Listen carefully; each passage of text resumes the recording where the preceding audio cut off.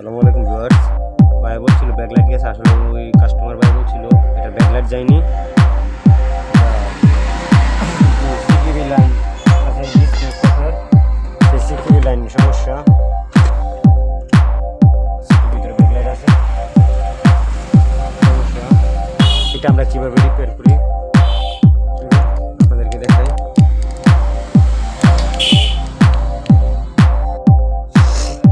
আমি এখন কফটাকে